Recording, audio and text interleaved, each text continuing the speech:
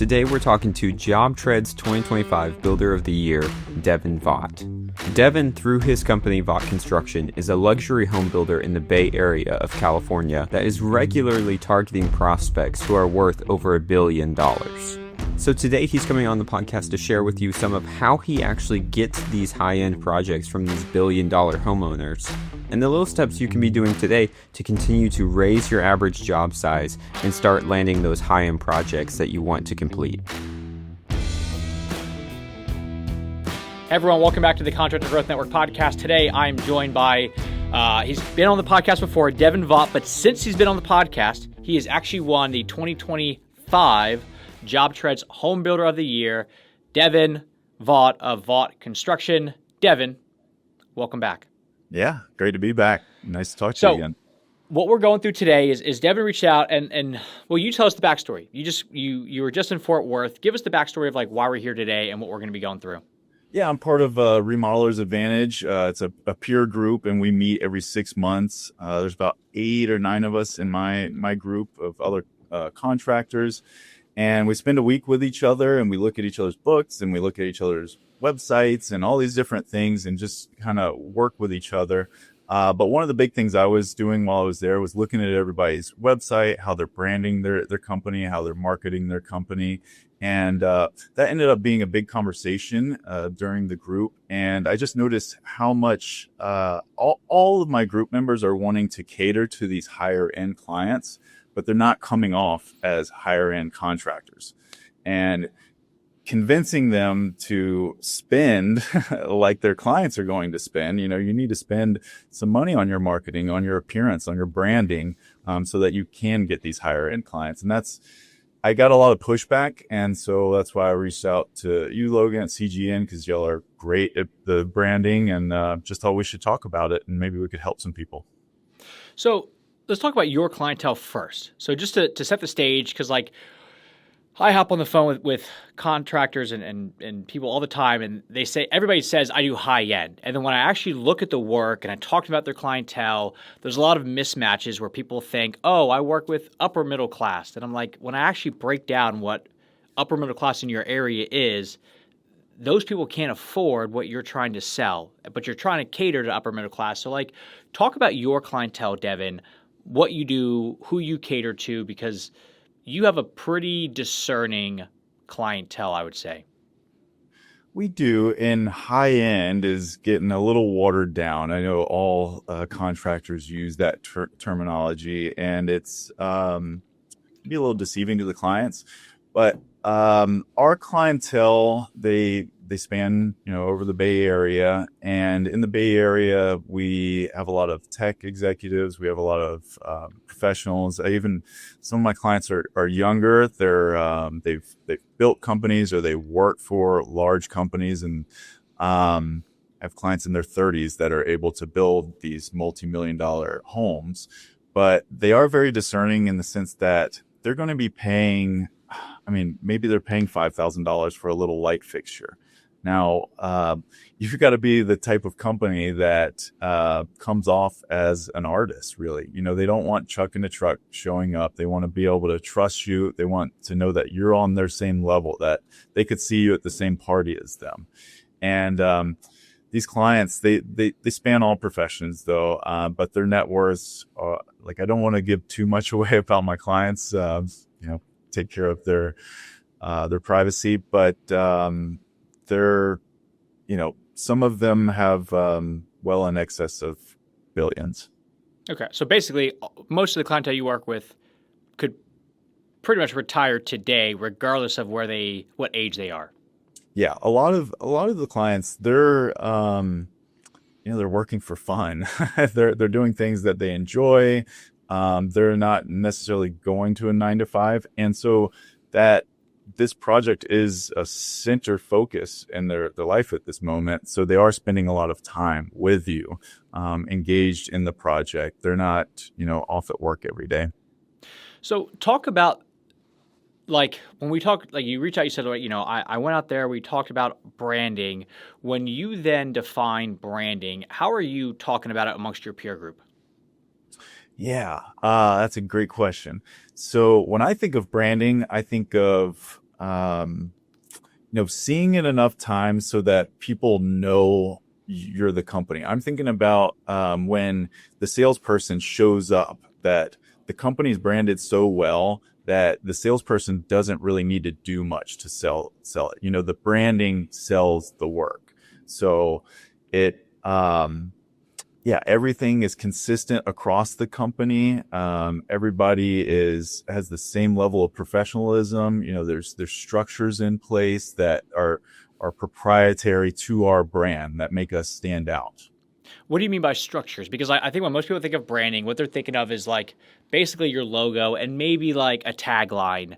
But when you're talking about like the structures, what do you mean?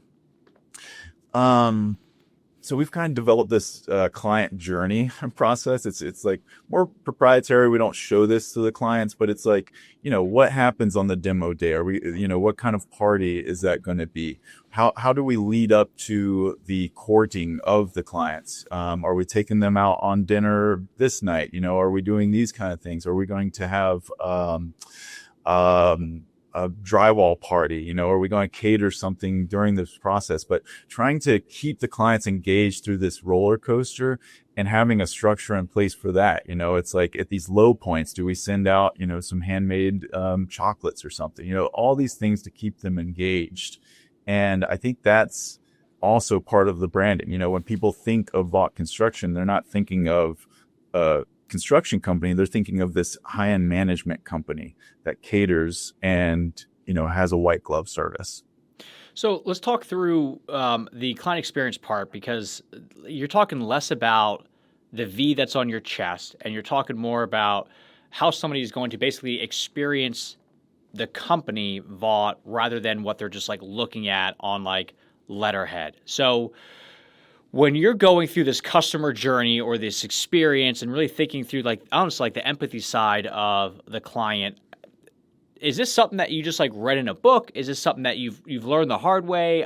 Or is this just something that's like innate to you that you're like, honestly, because like as somebody like I've now, I've been through several remodel projects at my house, some good, some not good. I've kind of seen it all from like a customer standpoint, and like I have a lot of insight of like what works and what doesn't work. But like for you, how did you start to think through this stuff? Is it natural? Is it not natural? Well, I got started in the industry pretty young, and I saw that. I fell in construction.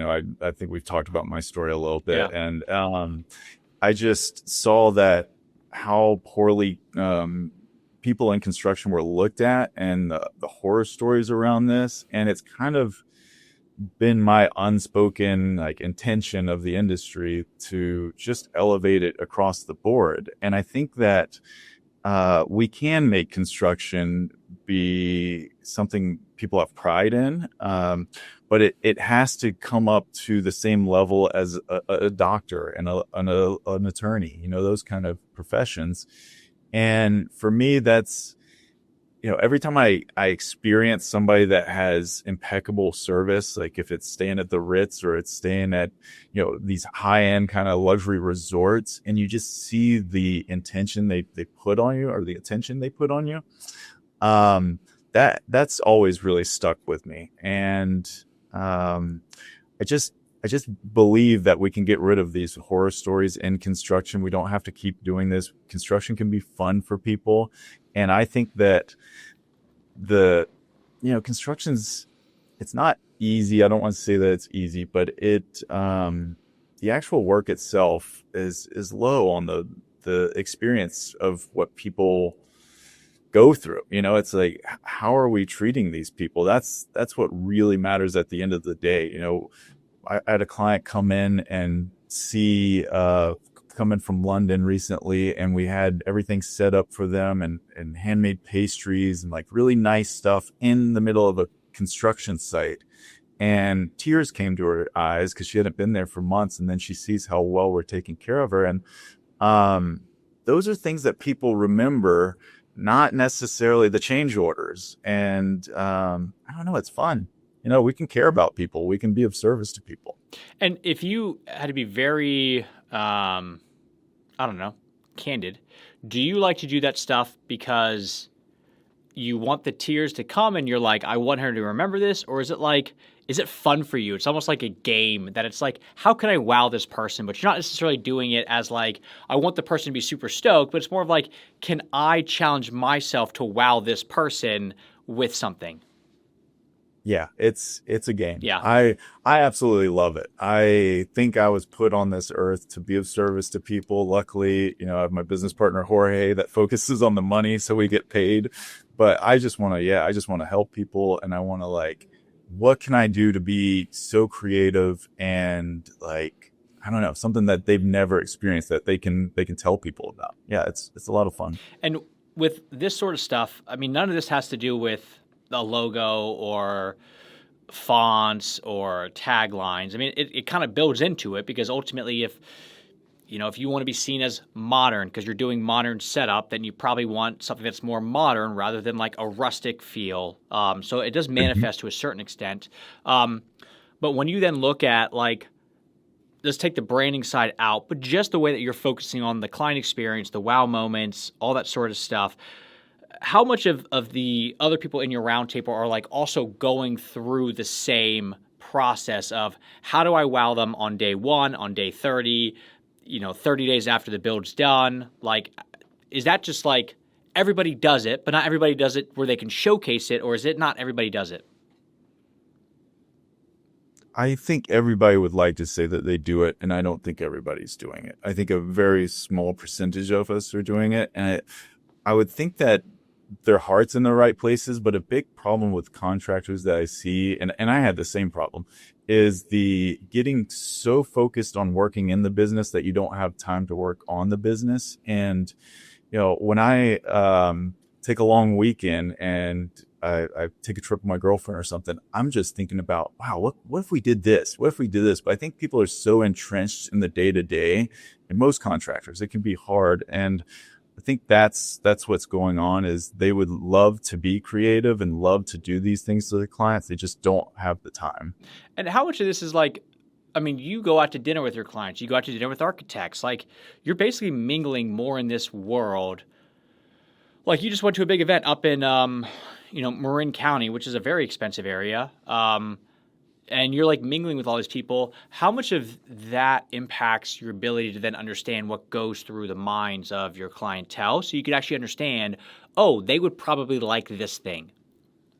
Yeah, that's a great point. That's again getting us back to the same levels. Jorge and I, night before last, we went out with some of our clients that we love. It's been 5 years. Anniversary was 5 years Mother's Day since we finished their project. And I reached out because they referred us to somebody. And so I reached out and said, let's take you out to dinner. It'd be nice to catch up.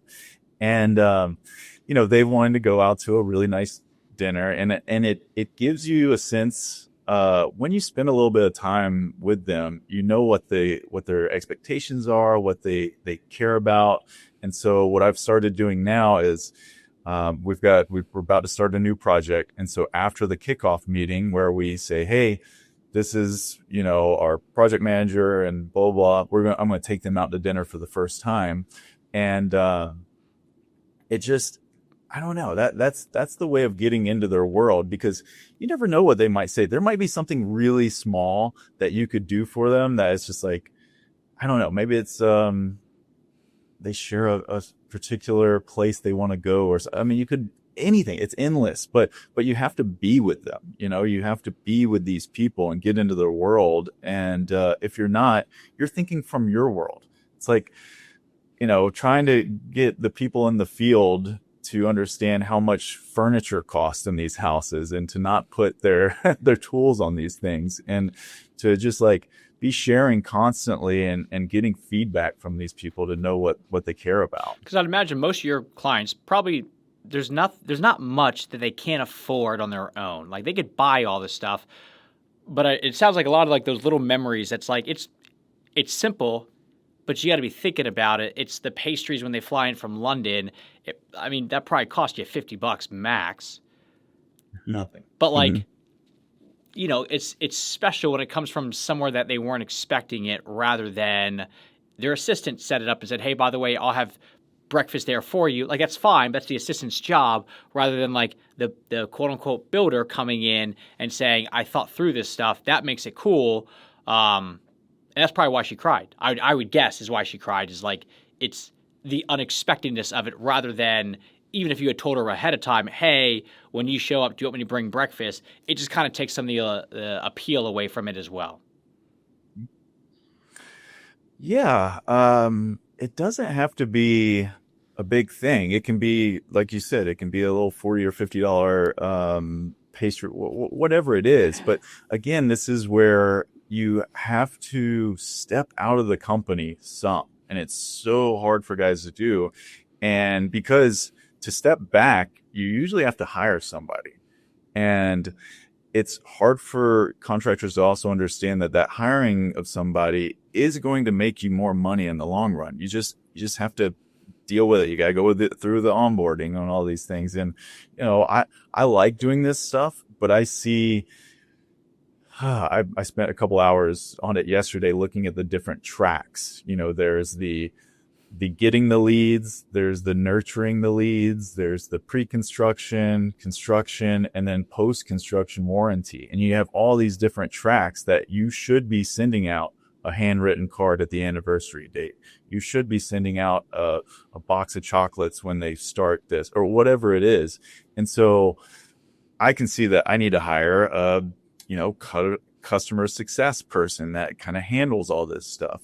But it just, when you do those things, it really does elevate the company, because at the end of the day, it's about what you can charge and what people are going to pay for. And for me, I'll pay extra for a good experience any day. So how does that then, so you take all these structures, all those little things that you're building up, how does that then translate into branding, and we won't even go into like the logo quite yet, although you did bring up that example off camera, and we'll go through that. But like, from a brand perception, like, how do you then, in your mind, manifest that? So if that's what you stand for as a company, what would you want to be doing, or what were you talking to your peer group about? Of like, look, if you want to be known as this, and you want to go after these high-end people, and you're doing these special things, let's go through like what you're seeing and what's important to your clientele that you're then broadcasting out online.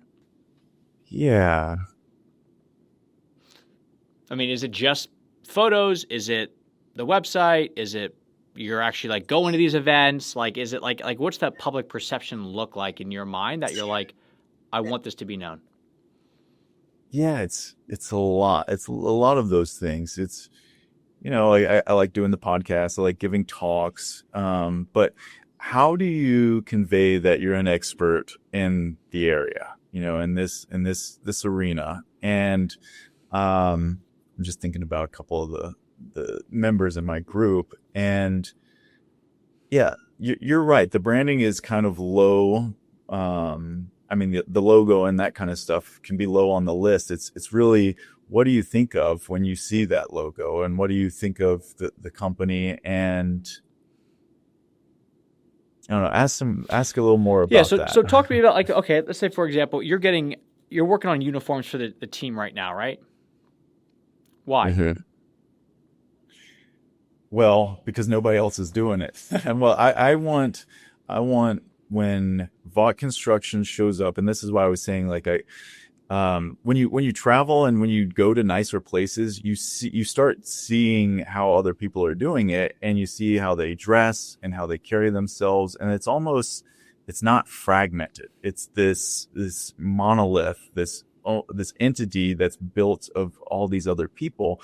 And with the uniforms, it's like, I want everybody to be in collared shirts, button-down shirts that are all branded, same color. And I'm just thinking about when these guys get out of the trucks that are all wrapped in the same colors and everything, and they get out, and you see them coming up to your door like these most professional, instead of the guy, beer cans falling out of the truck or whatever. It's like having this professionalism across the board, so that when you look out at our job sites, you know exactly who is Vought Construction, because they have an aura about themselves. They have this, yeah, it's just like that's them. And so And is that like you have like the That's subs fine. wearing it? Is it like hell, even the guys doing demo are coming out and wearing like a full button down? Well, the guys, yeah. So this is kind of a little bit of that broken window theory, in New York where they fixed No, I all the don't know it. windows. Okay, well,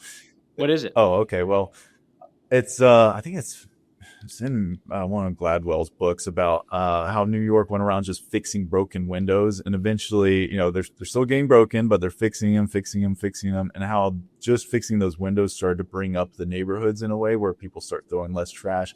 You see it everywhere. It's like if you go over somebody's house and it's dirty, you're going to treat it dirty. But if you go over to somebody's house and it's impeccable, you're not going to leave a Coke can on the counter. And so when you raise it, our bar, everybody around us, they may not come all the way up to us, but they're going to be in the space of professionals. So they're going to act professional. So I don't necessarily have to make all my subs wear our uniforms. However, I do have them carry themselves the Vought way when they're on our site. What does that mean? Like, how do you define the Vought way? Well, don't leave trash around. Pick up, clean. I mean, that's really, it's just being clean and organized. Do not leave stuff for other people. And you really have to treat these homes not as a job site. This is a home.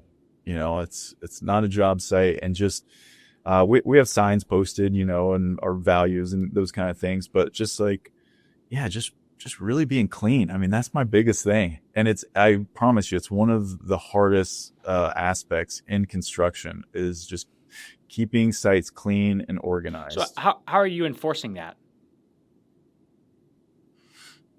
Well, it's lots of meetings. It's lots of, honestly, people snitching on each other. So my team, if they see a subcontractor that has left a mess or something, they take a picture, it gets sent to the superior, and we send it over to the subcontractor's boss. So it's kind of a lot of that. I mean, we're constantly meeting with them and letting them know. And a big thing that helps is just putting trash cans around the site. Just going to Home Depot and getting $50 trash cans and putting them all around the site. And of course, I have Vought logos on them, but putting those around, that made a huge difference too. So the guys don't immediately throw that plastic bottle on the ground. They just chunk it in the trash can. So little things like that. That's what Disney World did, where they have like trash cans all over so much that it's like people just throw stuff away because they have some like, I'm sure, rule or grid system that says like every 20 feet you got to have a trash can. But it's like that exact thing, it sounds like.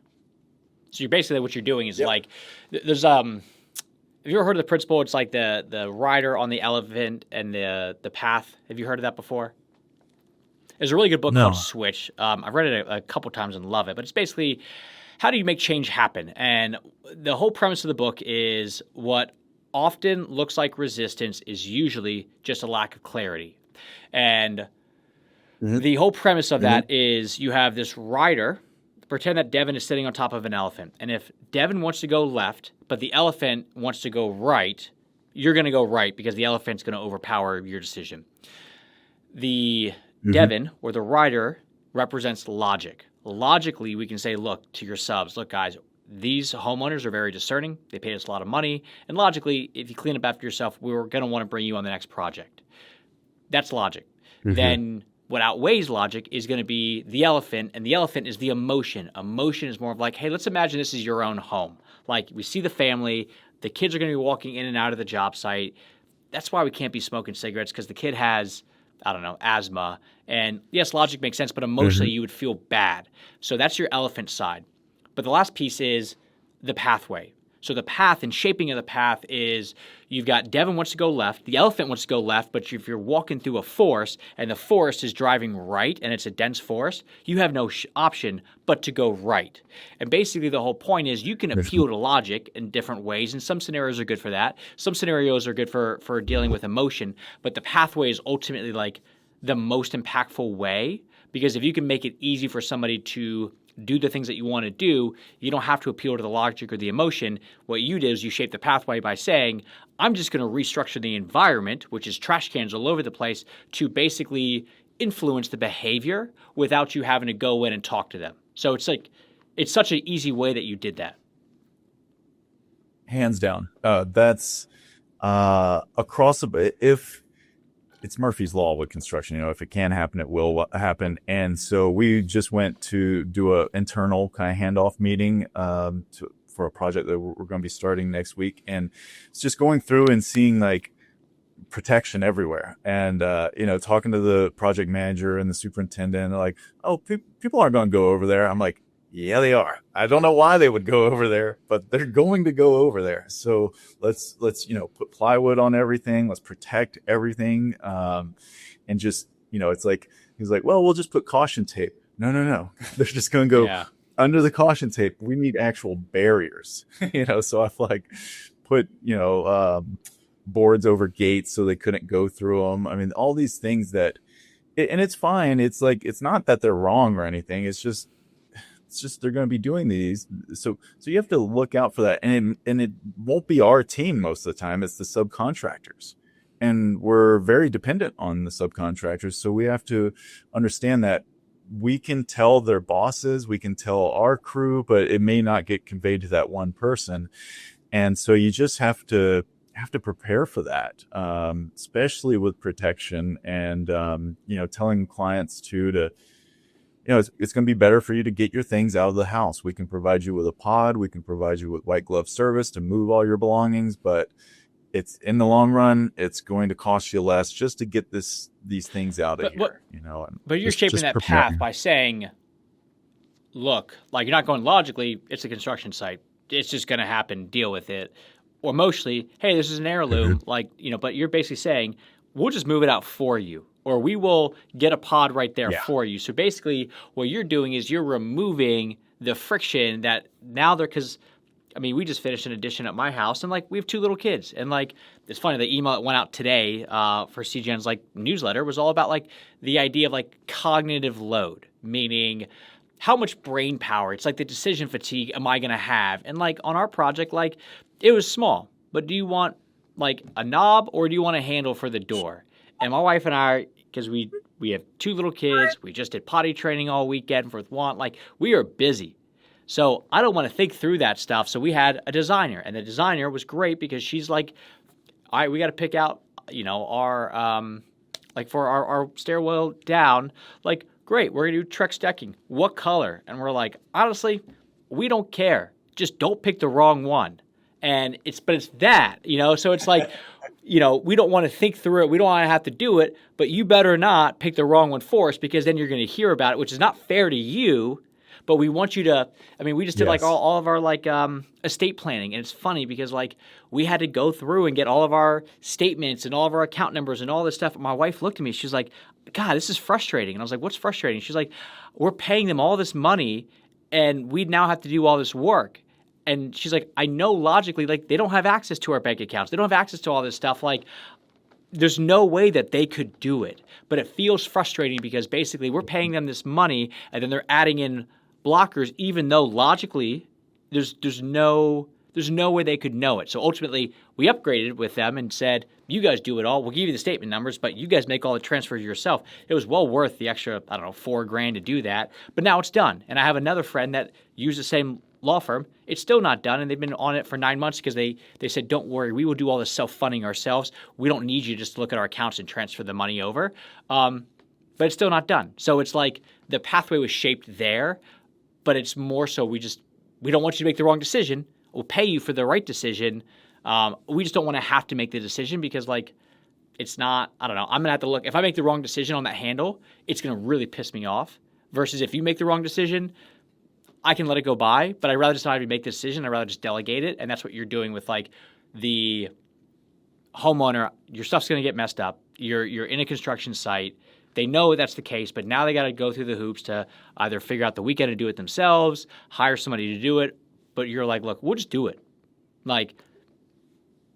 Yeah. It's convenience. it's when you're in your early 20s, you'll do a lot of things yourself, and then as you get older, you're like, I'm not gonna do that. Like that's not worth my time. And then it's all levels. So once you get to a level where you just have a lot of money, yeah, you really don't want to deal with this stuff. And there's a million decisions in construction too. And so we're constantly just having to give things on kind of a platter, because we've gone through it before. So we can say, hey, this is what we recommend, and try to limit the options, because people can get really in the weeds. So, yeah, I mean, it's all convenience and what you're willing to pay for. But at the end of the day, if you can just provide that experience, if you can provide more than what you're charging for, if that makes sense, yeah, for me, when traveling, I will pay for nicer amenities, just because you're always trading paper for an experience. And is that experience worth more than the paper in your pocket?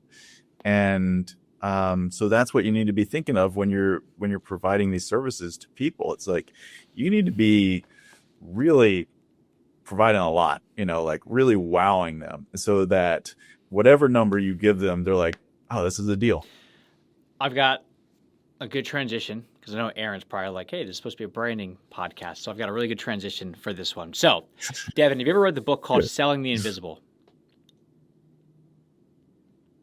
No, but any books you recommend, I always read them. It's a really good one. And basically the whole premise is your clientele, they can't experience firsthand what it looks like to work with you unless they actually hire you. And basically the way that it works in like the world of like how do we prove stuff is you're either going to have third-party validation or first-party experience.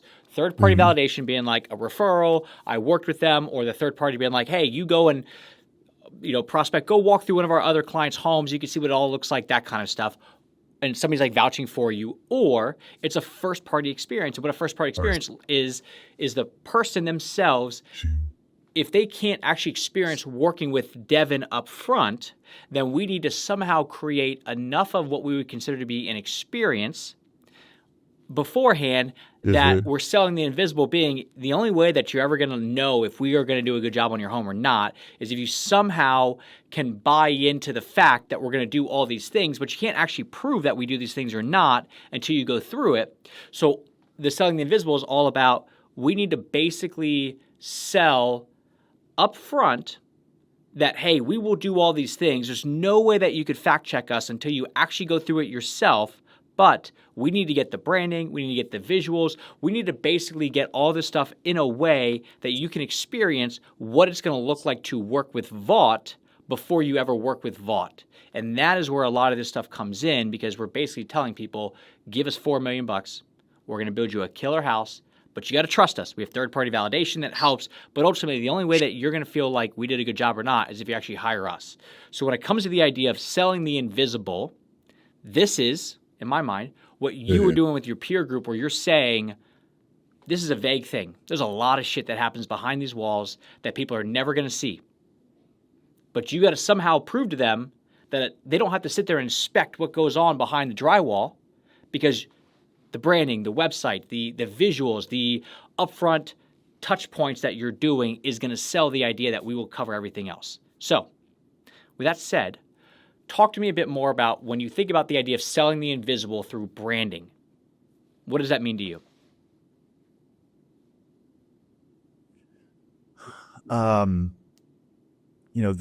You always say everything has to go back to the website. So, I mean, again, it brings me back to the website, making sure that those visuals are really, really good. I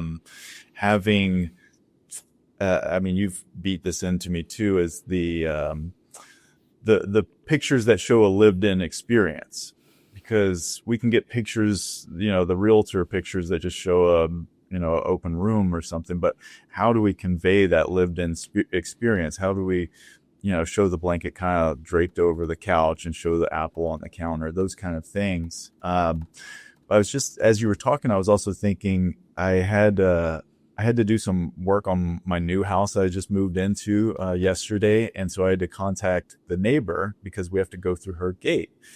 And this neighbor is very nice, but she also has the nicest house in the neighborhood. They did at least a $2-3 million addition remodel on this house. And so I'm kind of thinking, I'm always thinking about that kind of stuff, but how I was interacting with her, very in communication constantly. And this is not somebody I'm actively working with, but I'm, letting her know the plumber's going to be here on this day. Blah, blah, blah, blah. And then I beat it into the plumber when you go on this property, because you open their gate and it's like the most well manicured backyard, and we have to dig a hole. And so like, you need to put those plants back. You need to put everything, wash it all down, like make sure it's perfect. And so I then texted her after it. I said, hey, the inspector passed everything. We put it back together. And I'm just texting her. And I said, it seems like they cleaned up really well, but is there anything not to your satisfaction that you'd like me to do more? And she's like, no, they even replanted the plants. I told them not to worry about it, but they did. And like, they went above and beyond. And so, sorry, there's a train behind me. So yeah, but I'm trying to think about like, how do we engage with people outside of the work so that they do know what to expect? And so when I take these people out to dinner, or if I go to their office and shake their hand, like, who am I? And then we've been doing a lot lately where we do the pre-construction phase, and it takes months and months to get an estimate. But a lot of times the clients want us to do things at their house. And this is kind of a little introduction, because we don't have the contract signed yet. But we're now offering like, hey, during this process, is there anything that we can do, any like honeydews around the house that we can help you with? And we can send one of our best guys over and he'll do some touch-ups or hang a light fixture. But like, trying to get in the door before we're like, because we could go through that 3 to 4 month pre-construction process and they choose to not work with us. So how can we give them more experience of us? How can we, because a lot of the pre-construction phase is just through email. Let me make sure I'm understanding. So basically you're out there and you're doing like, you're starting your pre-con with them. Is this like for a new home? Like, hey, we're about to build a new killer home. We're already sitting in one, and that new home's not going to be done for 2 years once you go through everything. In the meantime, as I look around this crappy dump, what can we fix up? Like, is it, I'm sure it's super nice stuff, but like, is it like that where it's like, we're basically just trying to say, we got 2 years, but we want you to start to enjoy a little bit about what that end result's going to get you today, and that's going to come from us sending out somebody really good that's basically like a white-collar person with a hammer and a screwdriver and not, a roller, but really more of like a small, fine paintbrush, just to show you what life will look like with Vought. Yeah, exactly. Pre-construction can take a long time. I mean, a new home literally can take 2 years. And these large remodels, though, we've got one that's coming up, and the client was like, do you have somebody that can come do this? And so we have a couple warranty guys. We do our 5-year concierge kind of warranty service where these guys are put together. They're good at being in people's homes. They understand the cost of things. They're not going to lay a tool on the counter, none of that. And so, we send them in, and we ask the clients, is there anything? Because sometimes they're living in a temporary, or they bought something, or or a lot of times they just bought a home and they're going to completely, gut it or do whatever, but they hate the laundry room setup, or just something that really annoys them. Perfect. Okay, we can send somebody over for couple $1,000s. We can show you how we do things. We can mask off everything really well, so they just like understand what it's like working with Vought Construction. And it's just a great way. It's not something like we're going to make any money off of. Like, we're not going to make it. It's just like, this is another marketing thing. It's just like the warranty service. It's just getting in these people's homes and showing them who we are. But you have to show up too. Like, you can't just go to their house and scratch their countertop. Like then you're on the clock. Put together.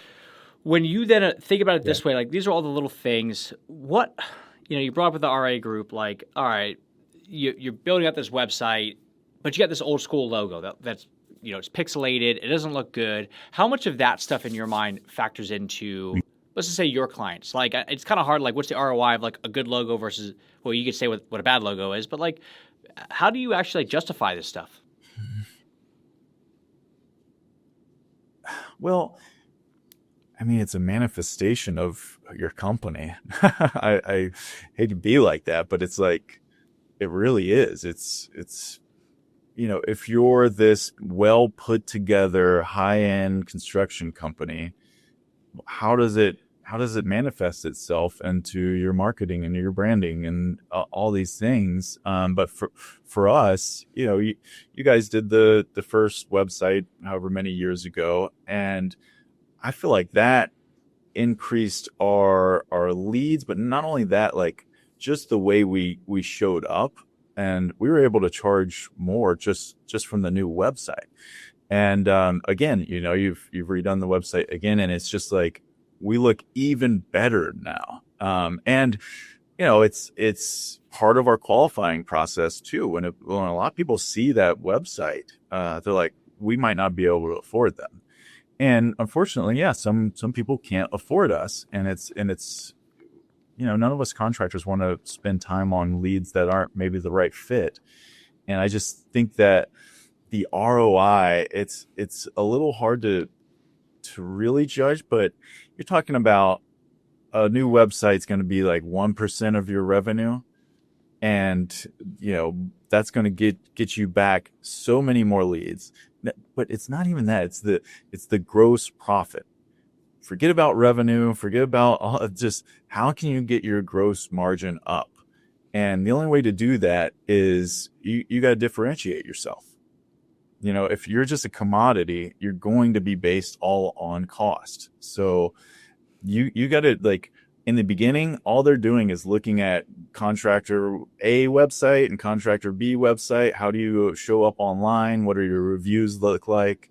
And so the branding is who are you online? Because that's how everybody's doing it. How do you show up on AI? Like all these things. And unfortunately, we're in a new age. So that to me is all that selling the invisible, because it's like, and yeah, a lot of this is like, if you want to argue for it, you could win the argument. If you want to argue against it, you could win the argument. But like a lot of what like we talk about, like what's important to us as well as like, homeowners, is like, if there's a problem, can I get a hold of Vought on the problem? But a big part of the communication is like, can I even find you online? Is it easy to be able to find you? And are you showing up consistently? Or is it more of like, you're the best kept secret? So like, because like there's a level, and like it's like deep down, but like if Vought messes this thing up for me, I could leave them a bad review, and because they show up all the time, that's going to sting a hell of a lot more for their business than it is in my home. Versus like, if I can't even find you online and I have a bad experience, unless I wanted to go online and like talk about, like, you don't have skin in this game at all, because like you could mess this thing up, and unless like I go to my very small circle of friends, like there's nothing. So it's, and I know that freaks a lot of people out, because it's like, well, of course I don't want, if I have stuff happens, it's construction. You knock down a wall and you realize like there's dry rot and there's just nothing, or yes, there's things you could have done, but like we didn't expect for that or account for that coming up. I don't want the client to go to Yelp or Google and shout about it, but it's also like, that's the stuff that like keeps the good businesses in business, is like we account for that stuff. So the ability to like, if communication is big for a homeowner, like, can they even find you up front? Do they see that you're active? If you're really big into design and aesthetic and things that are beautiful, does your website and the photos, do they show off the aesthetic and the design and all that sort of stuff? So it's like, that's that invisible piece that it's like, it's funny because like we put core values on a lot of companies' websites, because honestly, it's appeasing the business owner. But you know who cares about core values is B2B. You know who doesn't really care about core values? B2C. They want to see if you're like, oh, attention to details, one of our big things, great. Then show me close-ups of the photos where your craftsmanship came through, and I can see how the joints come together perfectly. that is way more impactful because it's more of like what you're talking about with the M word of manifestation. That is so much more impactful than me giving.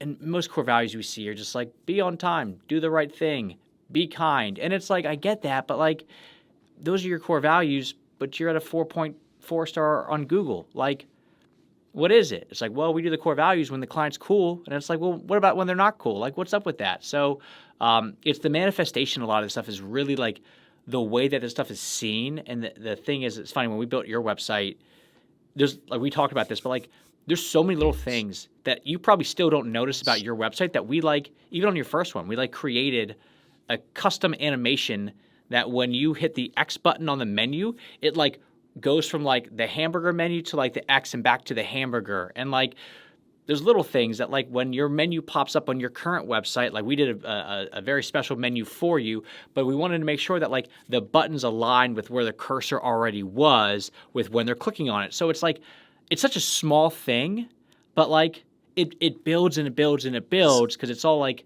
if you're going to be meticulous on your job sites and you're going to be meticulous with like your experience, the experience of the website, the meticulous nature of the website, the photos and how they show up, like that's the difference between like the companies that in my mind, it's like I would look at online and go, they're fine, but like I need a referral to trust them versus like, wow, this is killer. Like I can see how they showcase this thing off in their photos, in their customer reviews, but they didn't just slap this stuff up. There's a design element on the website that like it shows what they care about. And that's like a big part of a lot of this stuff is like where people can feel and they can experience the company online before they even contact you. Like that is ultimately the goal. But it comes back down to the idea that like you have all these processes. How do we sell that invisible? Because otherwise like it's just going to be a referral game and then you're just stuck on the referral cycle, if you will. Yeah. I mean, referrals are still important, but you said something there that was very important too.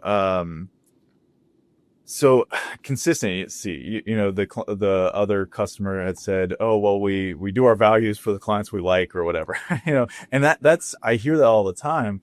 And, I went to a job site the other day and it was, I remember the superintendent or the project manager saying, it's okay. The client's okay with it.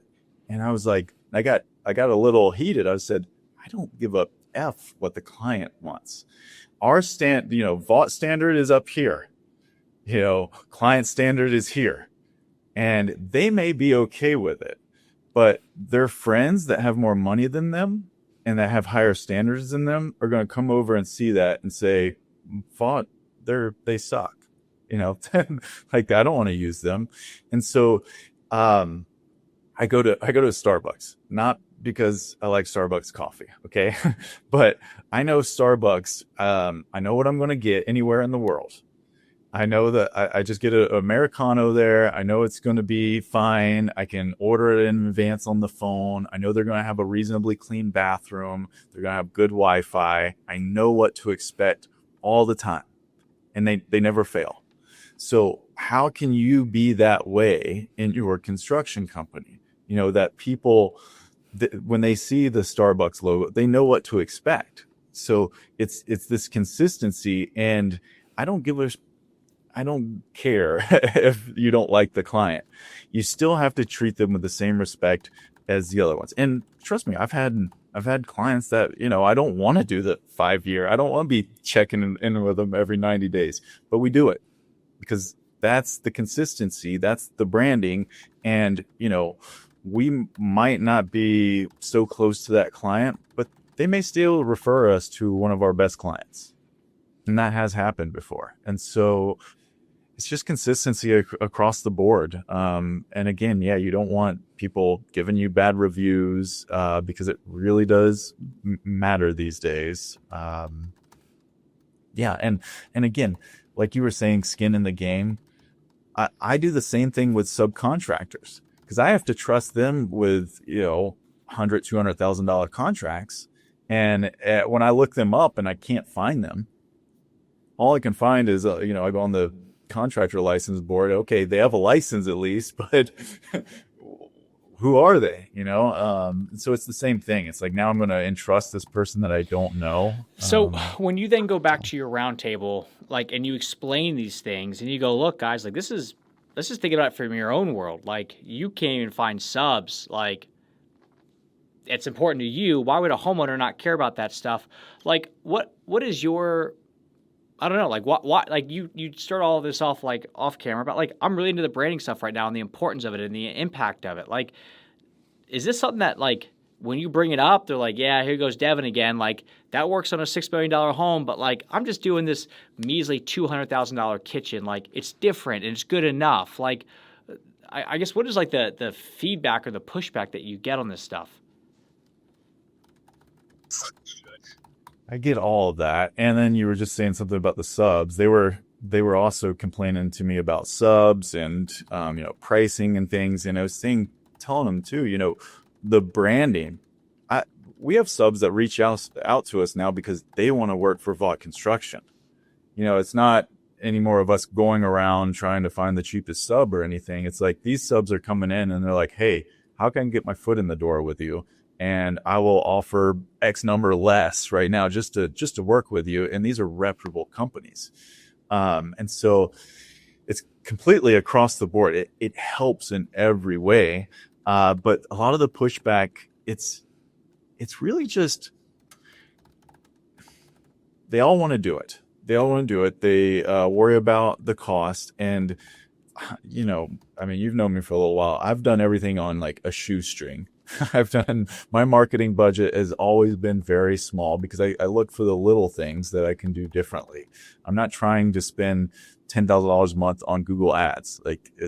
I'm not doing any of that kind of stuff. It's more of the, personal kind of things that I do for people that really, really makes a difference. But with my peer group, I think it goes back again to just not having the time to put on it. They're not really giving themselves space to be working on this stuff. But the pushback always is around price too. Well, I don't want to spend that much money on a website. I don't want to spend that on this or that. And sometimes they have to hire people, and I don't have the time to do that. I don't have the time to onboard.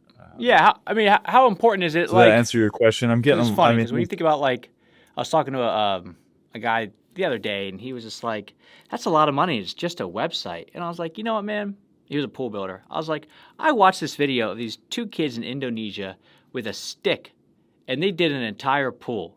I was like, I could make the argument and go, $100,000 is just a pool. I saw two kids in Indonesia use a stick to dig this thing out, and he was like, oh yeah, okay, I guess that makes sense. So you could minimize it in any way that you want. Of like, it's just a kitchen, it's just a, but like because the way that I always look at this is, I'm like, okay, let's just say it's $25,000. How many homes do you have to sell from this thing for it to ROI? And it's like, well, I guess one. And I'm like, well, hold on, I got my calculator out. It looks like for you, it is, once you put your margins in there, 3% of one is what you have to do. So it's like it's a different standard associated with it, but it is like, it's the idea that you almost have to like buy into it first, and it's for you, because again, I'm a big, like, I'm biased. I sell this stuff, so like I obviously have a vested interest in it. I'm also like obsessed with it. Like, I'm very into, like, I took my team out the other Christmas for like our end of the year party. I took them to Restoration Hardware for lunch because I wanted them to not just have a good lunch, but I wanted them to walk around Restoration Hardware and see, you see that couch? That's $30,000. Like, look at how it's positioned. Restoration Hardware is not selling you a couch. They're selling you the experience of when you walk in the room. Look at how they show pricing. They don't hide it. They have it there. But it's not like you have a huge for sale sign like you would at Ashley Furniture. Look at how this is set up. And they have all this decoration on the wall that is showing, like, those are things that for sale, but it decorates the whole space so the couch looks that much better. So we like walked the team through it and looked at how they position things, what's important, what's not important. When you walk into Restoration Hardware, it smells great. It was like, you don't walk in and it's like, man, it's hot and sticky in here. Like, all that stuff matters. And then you go to lunch up there, and like, I don't know how much money they make off lunch up there. That's not a cheap lunch. I mean, it is like $11 for an espresso. Like it's all that kind of stuff, but it's like Yeah. that's all part of it because they don't want to put a Panda Express at the top of Restoration Hardware. It makes a big difference. So it's like the whole experience and the manifestation around this stuff. Yes, it's like how does Restoration Hardware ROI like the food at the top, like the restaurant? Like I don't know, but like my whole team went in there. We didn't go in there just to look And at I bet furniture. they didn't have free estimates somewhere, No, did they? no, they didn't. So it's yeah. I mean, the whole thing is like it's vague, it's broad, but it really comes down. It's like the identity piece. And I remember when we first built your first website and we did one of the feature project pages, and you sent a message. We still talk about it here at the company because it was like basically saying, I forgot that we do cool stuff until I saw this. Thank you for that. And it was such a cool way that like the psychology of how you view yourself, because most homeowners don't text you consistently going, we love working with you. This is the best. It's probably like, hey, this is wrong. This is wrong. Can we update this? And that's basically business ownership. But when you stop and you kind of put together like a manifestation of like all of the stuff that you have worked years and years and years around, and it's all around good photos and highlighting how the project came to be and all the little things all together, that kind of makes it all worth it at the end. But if you don't stop and then build that, one, you're never going to identify with it. And then two, clients are never going to see that and go, holy shit, this company spent years talking about how to do this thing perfectly and how to set this all stuff up. So you never get to flex that, and then you're kind of stuck in this like, why am I not further along mode, if you will. Yeah. Well, when I first started, I would still introduce myself as a luxury home builder. I hadn't built a luxury home yet. And, living into that has you show up a certain way, has you do things differently. It's like, what would a luxury home builder do in this situation? And I see that a lot of times with contractors, they're still the chuck in the truck, even though they've grown out of it.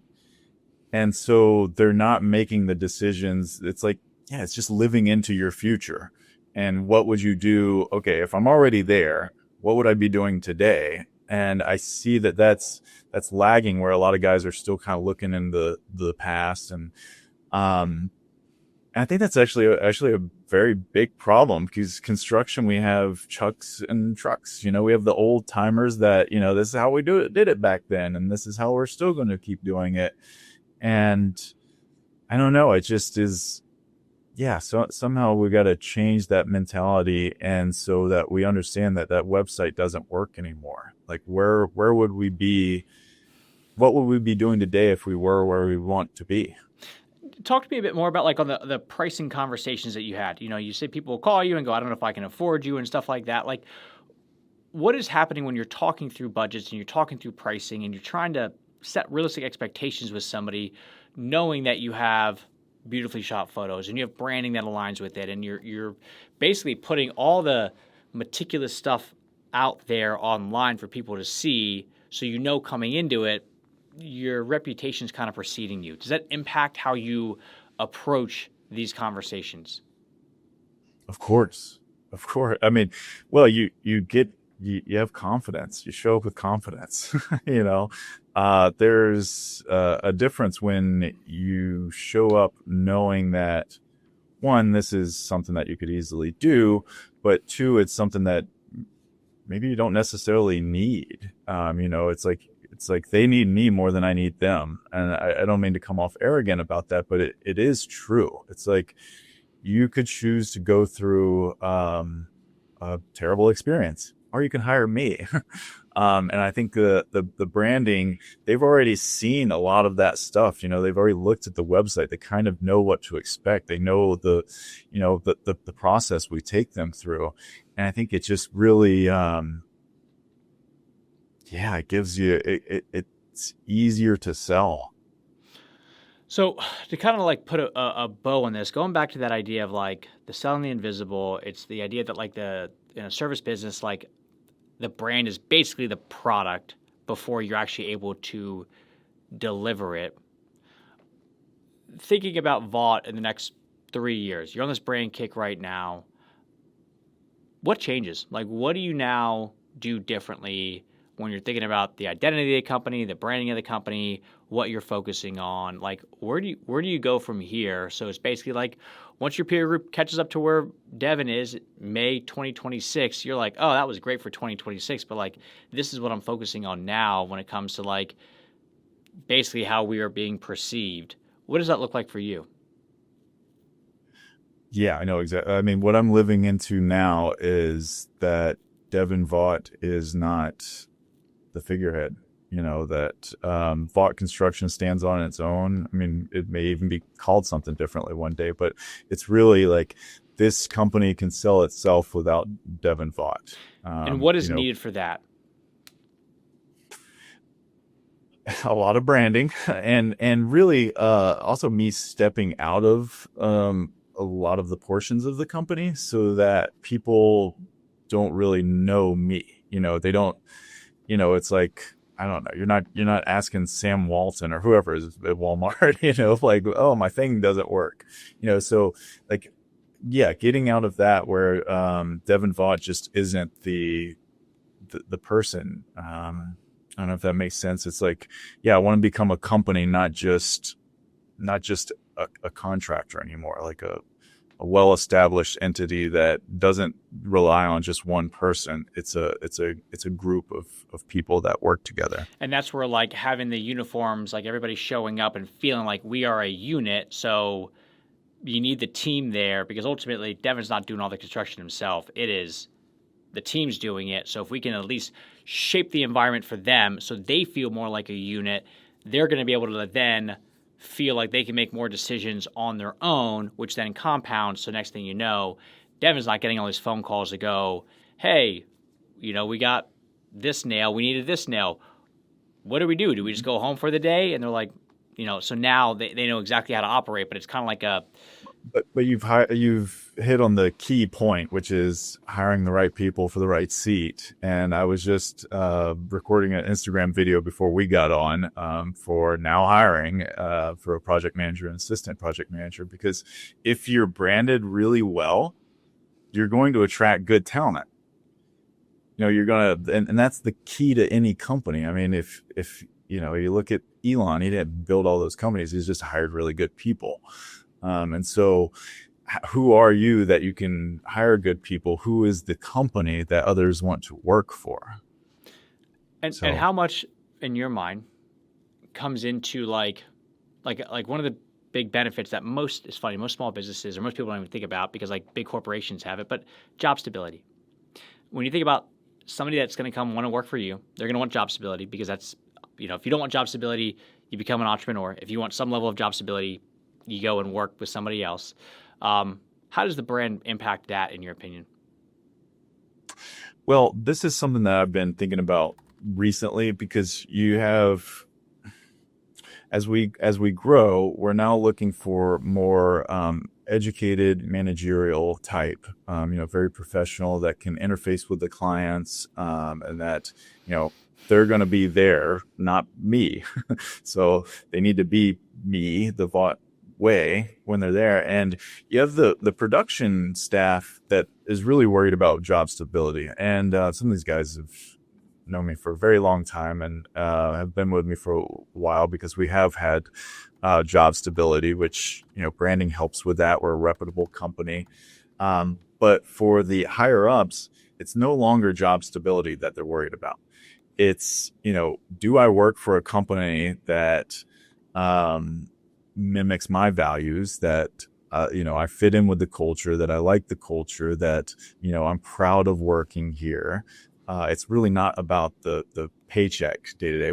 And the guys that are doing the work, they still care about getting a bonus or vacation, but really it's like, all right, are they paying me every Friday?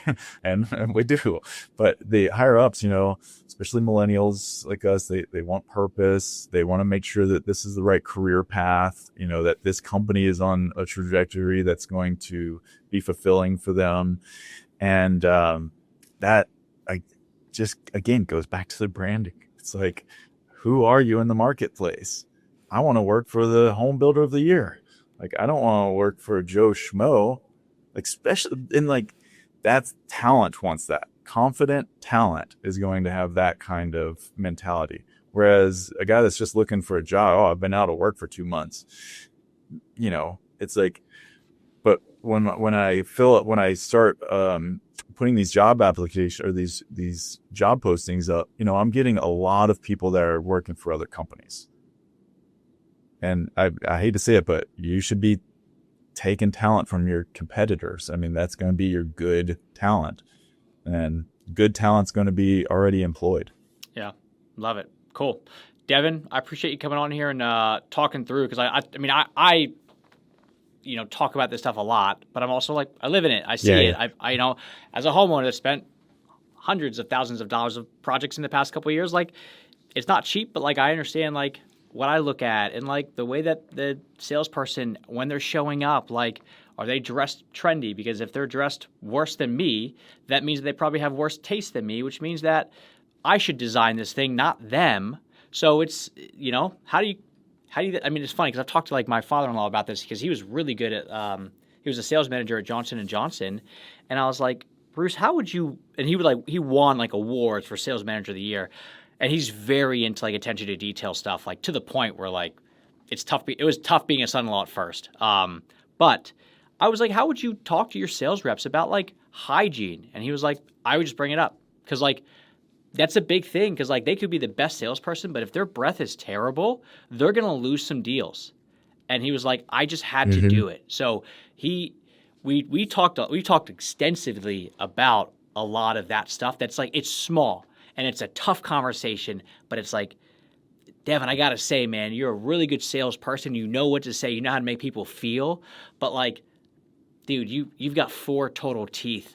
Like, you got to get that stuff fixed, because like, you know, it's going to cost you a couple grand, but it's ultimately going to make you so much more money, which is make you happier. So like, you know, and it's just having that uncomfortable conversation, but like, it's those little things that add up over and over and over. That's like, that's where when you're showing up to, if you're showing up to a dinner and you're like, I want to take these clients out, I imagine you're not going to Shake Shack. You're taking them somewhere nice, because then you're part of that life. Because if it's like, I imagine if you're showing up, you're like, oh, let me get the first bottle of wine for the table, and you get like the $13 bottle of wine, because it's like, then I'm going to think, oh, maybe that's what he knows. Maybe he knows $13 bottle of wine. If he knows $13 bottle of wine, he's probably going to want me to get a GE appliance set. And if that's what he's thinking, and it's just like, it manifests from there, but it's like that one small thing that like, I want to make sure that like, if you're going to come in and design my kitchen or my house, and design's important to us,